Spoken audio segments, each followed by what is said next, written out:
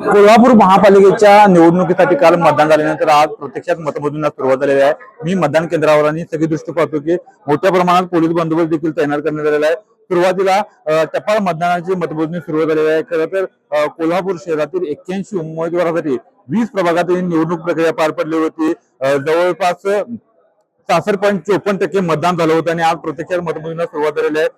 खरं तर आता ही मतमोजणी सुरुवात झाल्यानंतर जवळपास पोलिसांचा मोठा पोलीस बंदोबस्त तैनात करण्यात आलेला आपल्याला पाहायला मिळत आहे। खरं तर कोल्हापूर शहरातील 4 ठिकाणी 4 केंद्रावर ही मतमोजणी जी आहे ती प्रक्रिया पार पडत आहे। जे उमेदवार प्रतिनिधी किंवा जे शासकीय कर्मचारी त्यांना तपासून पोलीस आतमध्ये सोडत आहेत आणि मोठ्या प्रमाणात पोलीस बंदोबस्त देखील तैनात करण्यात आलेला आहे। खरं तर पाहता आता मतमोजणी सुरू झाल्यानंतर बीजेपी असतील ते 10, शिवसेना 6, एनसीपी 3, काँग्रेस 12, शिवसेना उभाटा 0, एनसीपी एसपी 0, मनसे 0 आणि अदर्स 0 आणि वंचित बहुजन आघाडी अशी तिसरी आघाडी अशी हा तो पहिला जे आहे ते अशा प्रकारचा कल किंवा आघाडी असलेला आपल्याला पाहायला मिळते आणि प्रतिशत मतमोजणीला सुरुवात झालेली आहे। आणि आता जे कुणाच्या कोल्हापूरकर पार्ट्यात जे आपलं मत टाकतील हे देखील आता पाहणं महत्त्वाचं ठरणार आहे। मात्र ही मतदान प्रक्रिया सुरू झालेली आपल्याला पाहायला मिळत आहे। श्रीकांत पाटील, नवराष्ट्र, कोल्हापूर।